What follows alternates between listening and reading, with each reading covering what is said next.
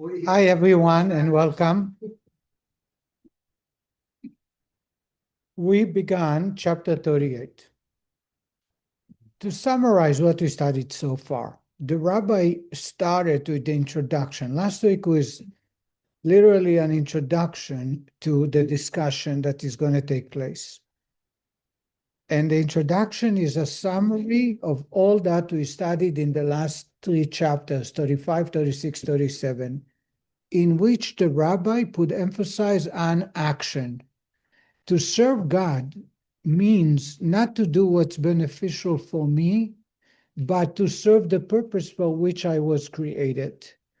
So if a teacher comes to class and he has an opportunity to advance in his own studies and to be able to take tests to get more diplomacy and greater achievements, yet the students are not benefiting, he is breaching the contract or the purpose for which he was sent. He was sent to teach students and care for their knowledge.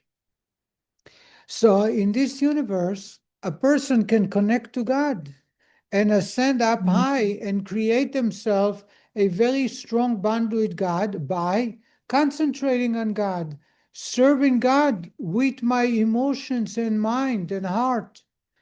But God sent us to change the universe, to impact another human being, to make a better garden, to create a physical universe that's a beautiful edifice. And therefore, we need to put aside our personal growth. We need to put aside our personal benefit and serve God. This is what action is about. In the mitzvot where speech counts, like blessings, Shema, prayer, action is the moving of the lips, annunciation. So if I concentrate on a blessing or prayer without reciting it with moving lips, I did not fulfill the mitzvah. I didn't serve God. When will I be serving God? When my lips moved. Now let's take a step further. What if I do not concentrate on the meaning of the words I say? I just say them by rote, or I say them in a foreign language and I have no clue what I'm saying. Jewish law tells us that we fulfill the mitzvah just by enunciating the words, even if I have no idea what I'm saying. By the way, the exception is if it's a foreign language, I must know what I'm saying. So for me, speaking in Spanish, the blessings, repeating after Dr. Herman Weber, and I have no idea what I'm saying, I did not fulfill the mitzvah. By him repeating the prayer, the blessing in Hebrew, without him knowing what he's saying, he fulfilled the mitzvah. Hebrew has by the way, the Greek language is the same, is similar to Hebrew, for reasons that's beyond the scope of our discussion. The exception are the first line of Shema, the first Shema Yisrael Hashem Elokeinu Hashem Echad, and the first blessing of the Amidah, that we must concentrate. But other than that, if I repeat, I tell you, say after me the prayer of Shema, say after me the blessing for lighting candles, for putting on tefillin, you have no clue what you're saying. It's gibberish. You fulfill the mitzvah. What if me, instead of saying the words, I concentrate on the deepest and the deeper meaning of the words without saying them, I didn't fulfill the mitzvah. That's because serving God is by affecting the physical universe. Did we cover this? This is last week. And I shared with you that was that was Korach's mistake. Korach had gained his rebellious against Moshe after the spies refused to enter the Holy Land because they wanted to be connected to God in a spiritual sense. Entering the Holy Land involved physical labor. And Moshe told them that the biggest mistake is that they are serving themselves, not God, serving God. You have to toil. You have to plow and sow and harvest and water and pray so that you are involved in the physical universe. Korach came to Moshe and says, if it's about action, what's the difference between you and me? We both are close to God in equal way because action is what counts. What does Moshe say to him? Boker, in the morning, God will show what choice he's making. And I said to you that the spiritual meaning, not just to delay their rebellious, their decision, perhaps they'll sleep overnight and change their mind, but also just like the distinction between night and day is at night everything looks the same. You don't know a window from a painting, a frame of a painting. By morning, when the sun shines, you can tell the difference. He says to him, God will make clear to know who is he choosing and who not. In other words, despite the fact that action is the most important, yet the intention is important addition to the action. And this is what we are going to study today. In our study tonight, we will start to concentrate on the benefit of intention that comes along with action. So again, intention without action is worthless. Action without intention is proper. Action with intention is even better. Is that kavana? Kavana. That's intention.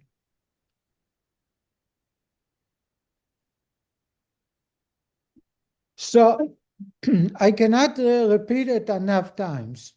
If I said the prayer and I had no idea what I'm saying, if I said a blessing and I had no idea what I'm saying, I fulfilled the mitzvah in the Hebrew language.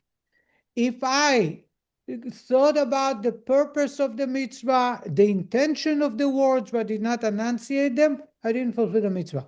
The better way of serving God is having action and intention as well. The rabbi now would move a shift to the service of God through the heart, meaning kavana, intention. And I'm going to share with you an introduction or a summary to the points that the rabbi is going to make. The rabbi is going to say that in this physical universe, everything was created with body and soul, yin and yang. Body and soul are actually polar opposites. The definition, the properties of soul are spiritual. You don't see it, you don't measure it, it has no physical dimensions. When it comes to a body, there is a weight, there is a measure, there is a volume, and I can see it, sense it with my senses. I can see it, I cannot feel so many bodies in this room. Souls can fit as many as I want because it's all spiritual. So it's not defined by space. Yet, body and soul must coexist. If there is a body without a soul, the body will cease from existing.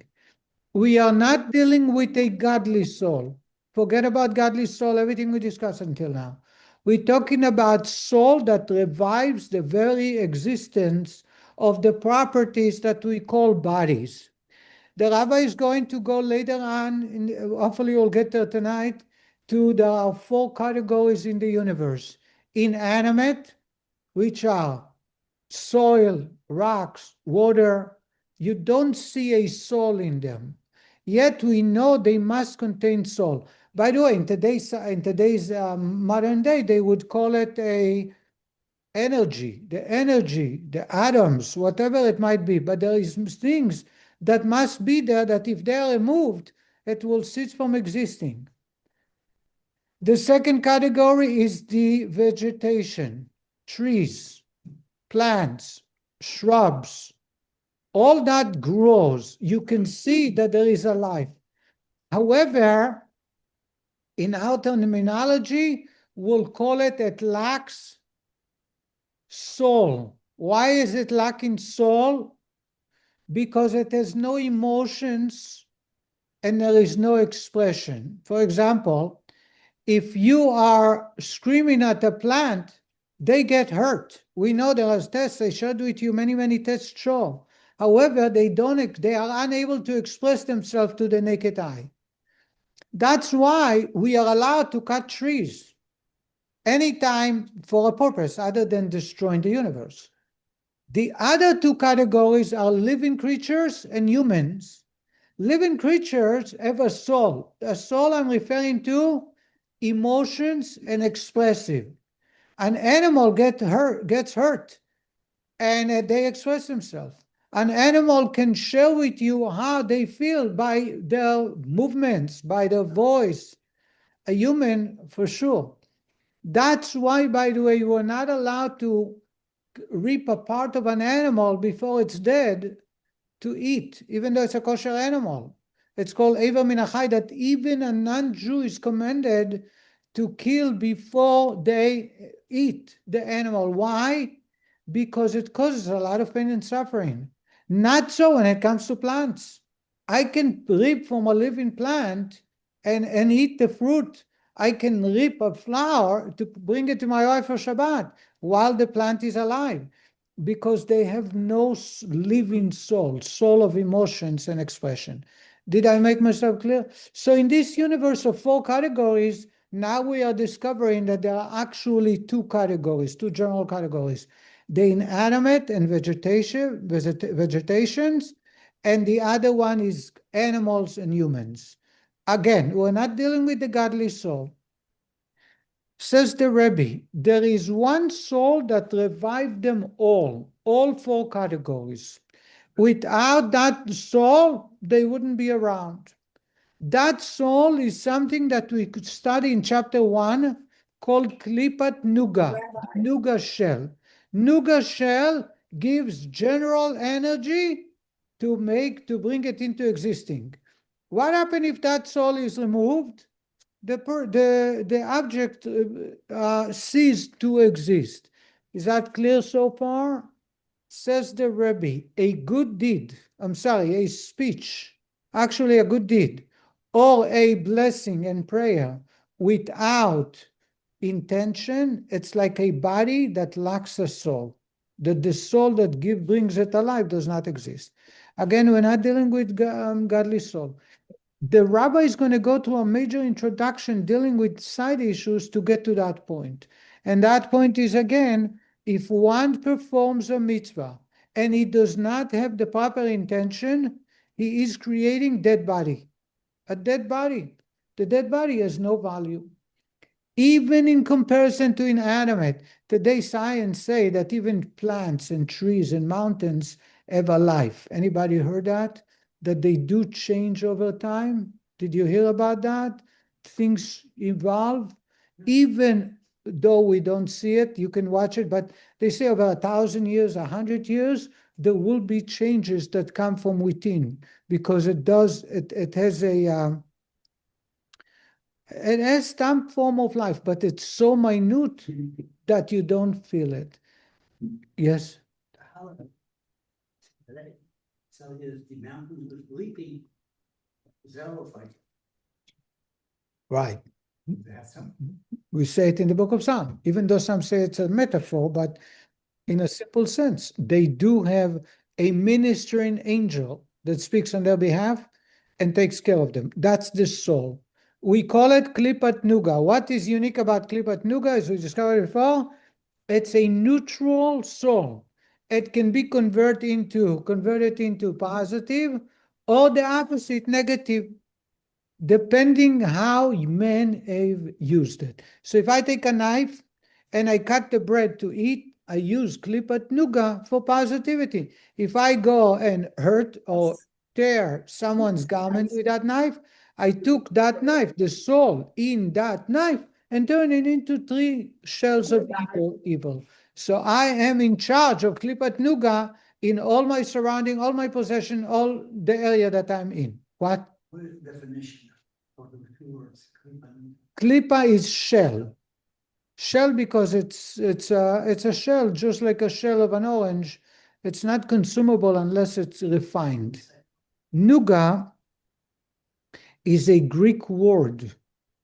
There is a star that's called Nuga. One of this constellation, Saturn, is Nuga.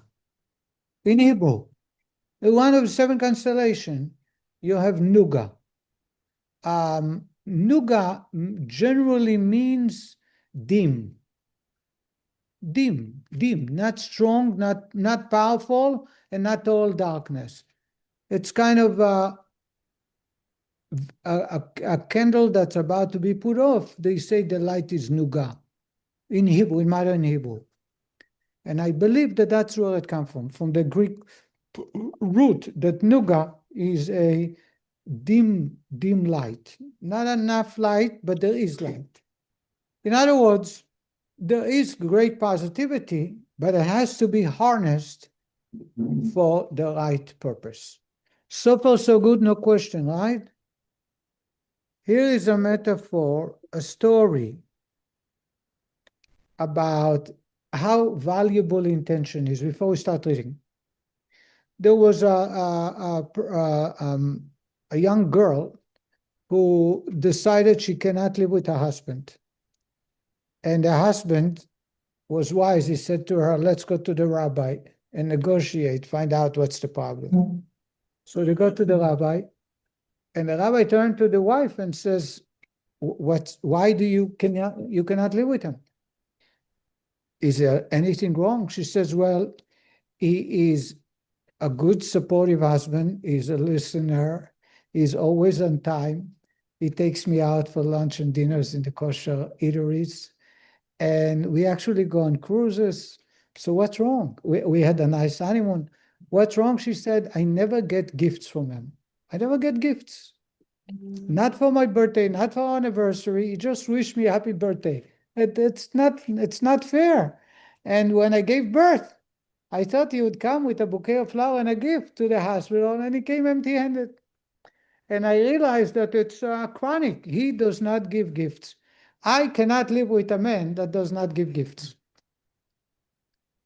Unbelievable. So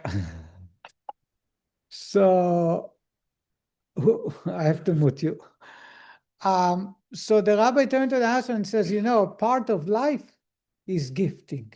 You have to give gifts to your family, to your parents, to your children, to your spouse. And if you've never done that, shame on your parents. But you'll have to learn to do that. And the husband asks, how do I do that? And he says, you find out what she wants, whatever is her favorite food, goods, what flowers she like, clothing, or size. And whenever there is an occasion, don't forget to buy her a gift. And of course, you have to remember, before Shabbat, you give to your wife for Shabbat. And the husband says, you know what? For the sake of peace in the house, shalom bayit, I'll take it upon myself, I'll do it. Well, 10 days later, her birthday arrives, and she is eagerly awaiting for the gift. And sure enough, as he walks home after work with a huge box. And then he said, can you help me? I have 2 more boxes in the trunk of the car. And she's kind of wondering, what gift is he bringing her? For sure it's a gift. She knows it's a gift because they didn't order any furniture recently. So they bring in the 3 boxes, and she says, wow. He says, she says, all that for my birthday? He says, no, it's not. So she said, what are all these boxes? He says, you remember a couple of weeks ago, we talked about gifts, and I took upon myself to give you gifts. And I'm very serious. I keep my words. But it's too difficult for me every occasion to go around shopping for a diamond, shopping for clothes, shopping for flowers. I decided once I'll buy all the gifts together, bring them in, and every time you deserve a gift, stick your hand into the box and pick what you like. So the word shiur comes.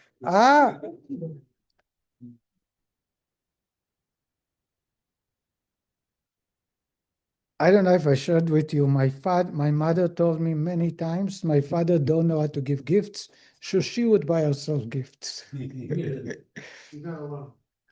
She's not alone. I thought it's the original. I thought it was an original. The idea is, if you do not put the idea of, okay, so what's the point of the story? the idea of a gift is my intention. It's not about the goods, at least half of it. I don't want to talk about myself. I don't think it's right about I raised my kids, and today they remind me about every time a birthday or a special day would come for their mom, and I would take them shopping, even though I knew exactly what I wanted to get, and it wasn't that expensive. They had to participate. In other words, each one had to give a quarter, $1, and then together I would chip in and do the rest. But they had to buy it and present, because a gift is all about my intention. I was thinking about you. You count. You're important. Your birthday is here. Our anniversary. You gave birth. You gave birth to a child. You have your Shabbat is here. We are getting together. That's a reason for me to think about you. And that's what the reason I'm bringing a gift. But what if I give you 3 boxes loaded with gifts and stick your hand every time you need it? No one should go through that suffering. It's a real true suffering. Therefore, it just dawned on me a story that I heard last week from a jeweler. I was at a jeweler and he told me about a member of the community that wanted to buy a gift for his wife, a piece of jewelry. So he came to the jeweler and he says, "This is my price range. And I'm going to send my wife, let her pick what she likes." So she picked 3 items. She came in, she picked based on the price range 3 items, a pair of earrings, a bracelet, 3 things. He came later to pay and he said, "Show me what she picked. One of the 3, whichever." And the doctor says, "None of them. I don't want any of them." And he went and picked on his own, a different one. And the jeweler tried to tell him that it's all about making her feel good. It's not about what you like. But it didn't help. So the wife came and he paid for it. They gift wrapped it and he took it home. Obviously, a week later, he came back and returned the gift because she didn't like it. But not only that, they got divorced within 6 months. And I turned to him and I says, "It's obvious, right? To you, to the jeweler." And he said, "Of course it's obvious. Because the gift is about you thought counts. The gift is about putting you first. The gift is about I'm thinking about you. It might be my child, it might be my father or mother, it might be my spouse, it might be my brother or sister. That's the purpose of a gift. When we pray to God, it's a gift to God. When we do a mitzvah, we are giving a gift to God. And therefore, if it's all about how I feel and what makes me good, and I build myself a big credit record, I'm missing the point of a gift. I do not call the relationship between me and God in the proper way. And by the way, God, it says, Mishnah of Ethics of Our Father says, make your will like his will. In other words, do what God's will is, so that his will turn to be like your will, which means it's a play on words, which means God then will do your will. If I want God to listen to me, I need to listen to God first. And in relationship, it's the same thing. If I want my spouse or my children to respect and to connect with me, each one on their own level, I need to connect with them first. As soon as I establish that connection and respect and love and bond, it works both ways, normally. Of course, there are extreme situations, but that's not what we're speaking about. Definitely not with God. So when I am going to serve God, I need to put the intention, the kavana there. You know why? The intention is the time that I say to myself, I am serving you. I am pleasing you. This is what you ask me, so I'm doing it. What if I do not have the intention? It's like bringing a box of gifts, telling God whenever the time comes, when you need something, you just take it when there's a special occasion.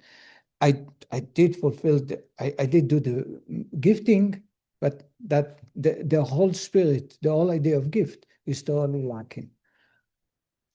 Now we can read, the rabbi is going to go and dissect, and it's a little long, it's a little too long, but I think it's valuable to learn so that when we get later on in other lessons, future lessons about the purpose, the difference between body and soul, we will have a very good clarity. Ali, are you with us? Huh? Page 532.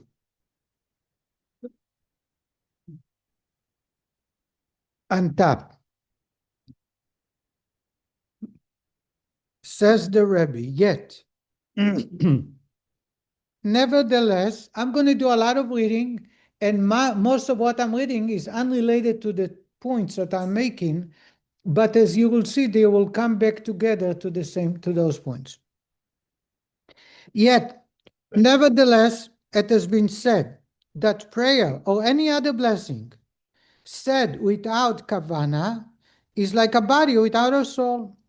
This comparison of the words of prayer to a body and of kavana to its soul means as follows. In other words, you say the speech is body, the intention is soul. What does that mean? Why is there a comparison between the two?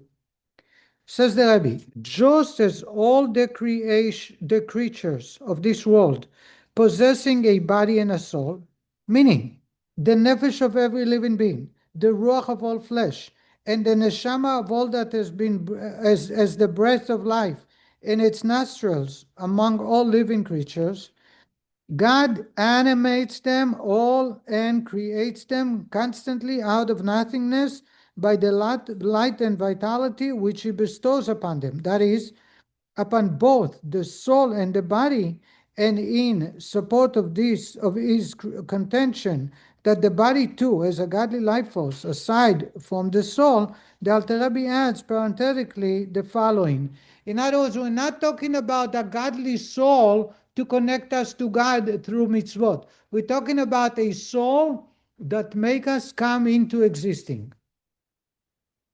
For even the material body, and furthermore, even the very stones and earth, which are absolutely inanimate, lacking even the sign of life found in plant life, etc., and growth, even the totally inanimate being has within it light and vitality from God, so that it should not revert to naught and nothingness as it was before it was created. When God created the universe, He created from nothingness. Therefore, that power of creation must exist continuously all the time. I use the power of electricity. If I want light in the room, the cords must continuously be connected to the source of power. What if I pull the the power cord out? Light is gone. Why? Because light is created continuously. The energy must be flowing all the time. That energy, the power of electricity, is what is compared to the soul of the body. So even though it's inanimate, it has no life, no sensitivity, no emotions, the very existence of the rocks, of the building, of bricks, of stones, of wood, is because there is a soul that continuously gives it energy. Just like a battery that gives energy. What happened when the battery is juiced out? We call it dead, right? The computer is dead. The flashlight is dead. What do you mean it's dead? The soul is the pardon. The soul referring to the energy. I'm using a metaphor to a metaphor. So that the very existing of every part of the universe continuously being created. That's why we say in the morning prayer every day, Amechadesh betuvoy, He who recreate with His kindness, Bechol Yom Tamid, every day continuously, Tamid, continuously, Maaseh Bereshis, the creation. In other words, the creation of the universe wasn't created in the 6 days of creation. It recreates itself here now. The first time it was created in the 6 days. Each day something else. But now all of it recreates itself continuously. Otherwise, they will cease from existing. Further in the Tanya, the 533 on top. Further in the Tanya, the Alter Rebbe explains that every existing being would instantly revert to absolute nothingness were it not for the godly life force constantly creating it and keeping it in existence. Thus, even the inanimate being contains a life force, and so surely do the bodies of living creatures. If inanimate needs a soul, how much more so a living creature like a plant that keeps growing or a human? The Alter Rebbe now concludes the sentence begun earlier. Just as in all the creatures of this world possessing a body and a soul, there is nevertheless, that is, despite the fact that body and soul are alike, in that they both contain a divine life force, there is nevertheless no comparison or similarity between the quality of the light and life force radiating in the body and the light and the life force radiating in the neshama, which is the soul of every living thing. Says the rabbi, so every part of creation possesses both body and soul. Soul now vivifies it, makes it exist. Both come from God. You cannot compare the relationship between God and the soul of each object or each category and the actual item that it creates, even though they both come from God. Here is what the rabbi is going through a lengthy philosophical discussion, but I think it's very important to show. Says the Rebbe, it is axiomatic that the physical is incomparable to the spiritual, so much so that philosophers agree that the evolution of the material from the spiritual is the most radical form of creation ex nihilo. It's impossible, even the scientists, to say that you can create from spiritual something physical. It doesn't make sense. The body, being physical, is thus incomparable to the soul, which is spiritual. If I tell you that what brings it into existence and continuously recreating it is the soul, but the soul is spiritual, the body is physical, they are polar opposites, yet they must be connected because one creates the other. The difference between them is obviously due to the difference between the respective divine life force creating them. The Alter Rebbe will now explain in what way these life forces differ. The difference is surely not one of varying degrees of revelation of the divine life force, that in the body the life force is in concealment, while in the soul it stands revealed. In other words, the Rabbi is saying you have a soul which is spiritual, you have a body which is physical and materialistic, defined by limitation, by physical dimensions. The difference between them in relationship to God who creates them is not one has more God's energy and one less, because it comes from God, it's all the same. Says the Rebbe, the veil, the difference is surely not one of varying degrees of revelation of the divine life force, that in the body this life force is in concealment, while in the soul it stands revealed. In this respect, says the Rebbe, body and soul are alike. The veil of Klippat Nuga, which obscures godliness in this physical world as a whole, envelopes both body and soul. Therefore, just as the body does not attest to the fact that it is the product of divine creative power, so does the soul of all living creatures belly the fact that its life-giving properties are godly. Thus, the divine life force is concealed equally in body and soul. The difference between them lies rather in the intensity of godly life force that each contains. In the body, the life force is contracted so that the body is a physical being. In the soul, the life force is freely bestowed, and the soul is therefore a spiritual life-giving being. What the rabbi is going to say, and the rabbi is going to use two different terminologies, and he's going to use a metaphor, and I'm going to share it with you before we study it. God wanted a physical universe. How does he do that? There are many, many concealments where one can be created and deny the source of creation, which is God. How does it work? Imagine you are in a house and there is a window where the sun shines through the window, but you put a very heavy curtain, a burlap curtain, but through between the weaving strands, you would see a little bit of light comes in. Can you compare that to the sunlight? The answer is no. But you can say there is light outside. How do I know? Because in this area there is more light than the rest of the room. The room is totally dark. But the light that enters the room is totally different from the light that's outside or the light directly coming from the sun. Do you understand that? Huh? What if I went and have a complete curtain that completely blocks the light, but I draw a small hole? I take a drill and I make a hole directly into the outside. Now there is a very little light that comes in. It does not light up the entire room. But when I look at the light that comes through, it is the very same light that's outside. Now we can say, even though it's much smaller, yet it is a reflection of the sun's light. Did you understand the difference, Harry? Okay.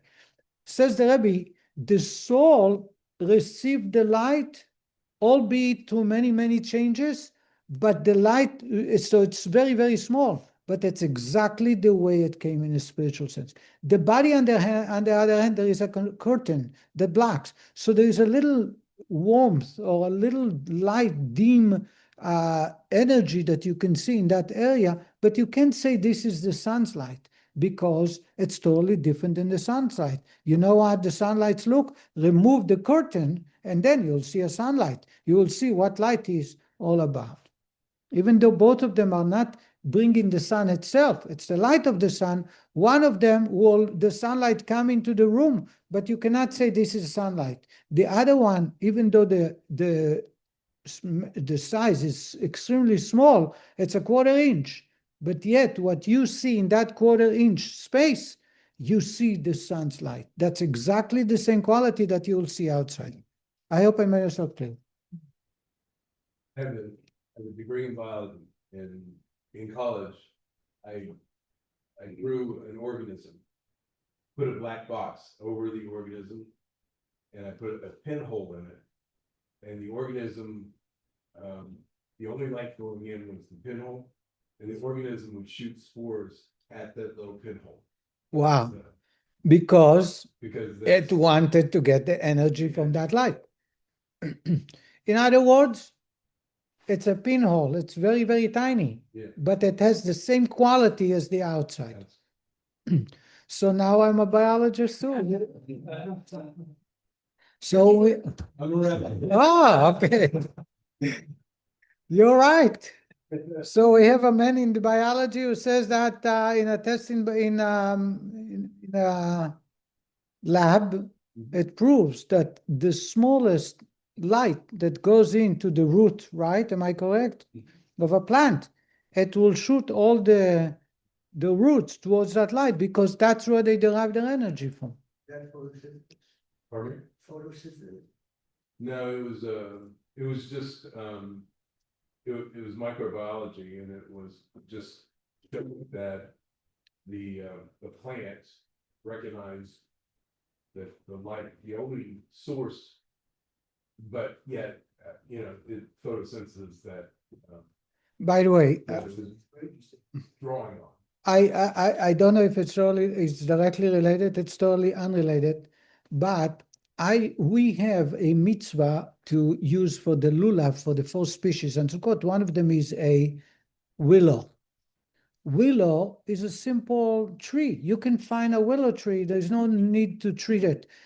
Myrtles, you have to have 3 on each branch. It's a very complex, so we get it from Israel. But willows, shipping, they dry very fast. A day in the sun, 2 days untreated, and they're gone. So I wanted to plant a willow tree here in the backyard. And we had a member here that had a large piece of land east of I-75 that moved closer, and she told me, don't you dare do it.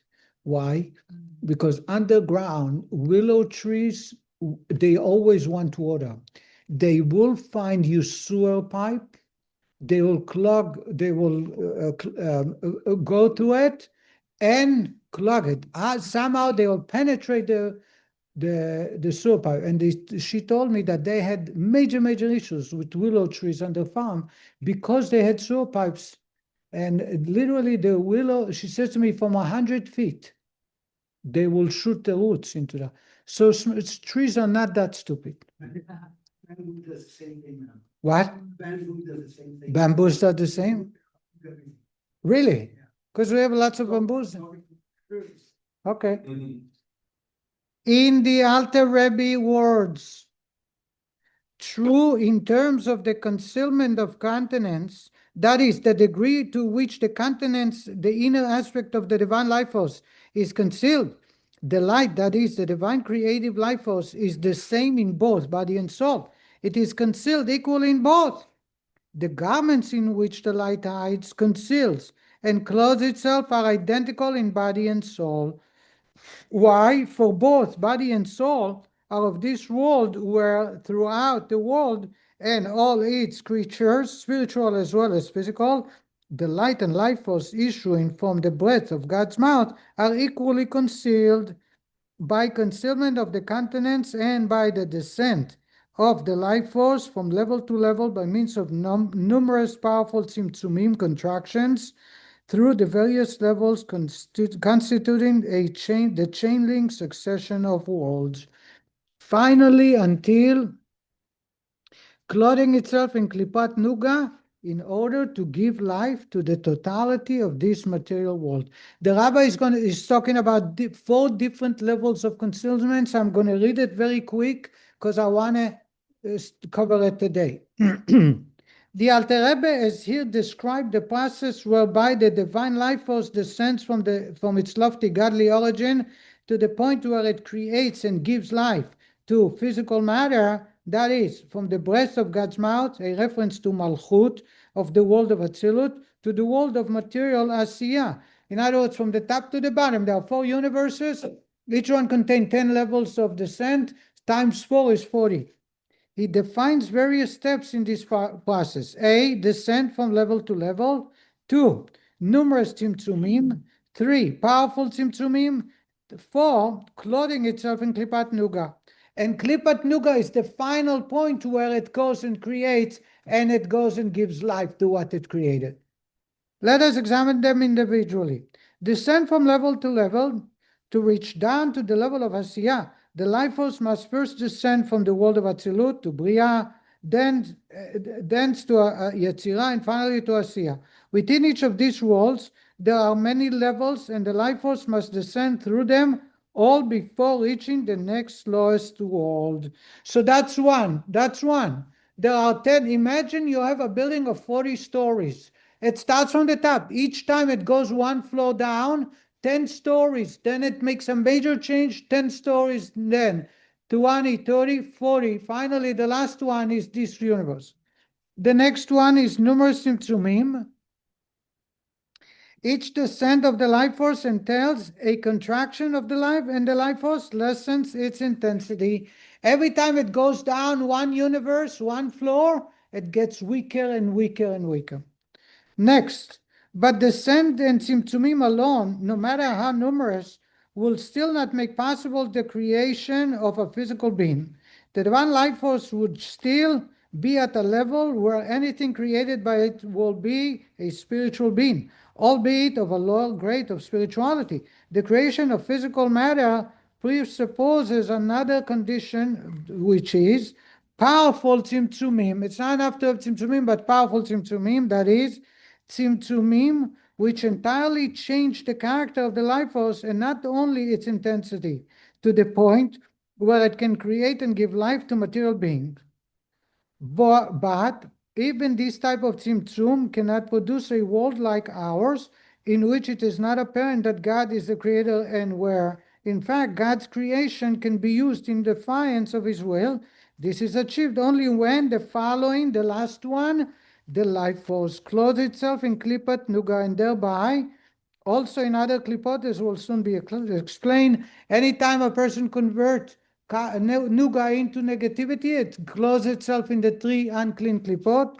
Says the Rebbe, as defined in the first chapter of Tanya, klipat nuga is a mixture of good and evil. Therefore, whatever receives its godly life force through the veil of klipat nuga, in which the life force is clothed, can be utilized either for a holy purpose in serving God's will through performing a mitzvah, or for an unholy purpose in violating his will through a sinful act. In summary, through many descents and powerful tzimtzumim, the godly life force clothes itself in klipat nuga and thereby gives life to all the creatures of this world. The Alter Rebbe now distinguishes between permitted and forbidden objects. The former receive the life force directly through klipat nuga. For the latter to receive godly life force clothed in klipat nuga, it must first descend still further to be veiled in the three completely impure klipot. And that's why we're going to continue next week. In other words, all that matter is the energy from God comes through many veils, many tzimtzumim, many powerful changes, until it comes to klipat nuga, the shell of nuga. Nuga is the source, it's malchut of Asiya, that will create the universe, both the physical as well as the spiritual, the life that gives life force and bring it to existing every moment. In klipat nuga, it's also divided into two categories. One, serving God. The other is defying God. When it defies God, that energy falls into the three unclean klipot. And this will conclude our lesson. I just want to share with you that next week I'll be flying to Israel on this day, and my return is the following Tuesday. So the next 2 weeks we will skip studying Tanya. Good night, everybody. Thank you. Bye.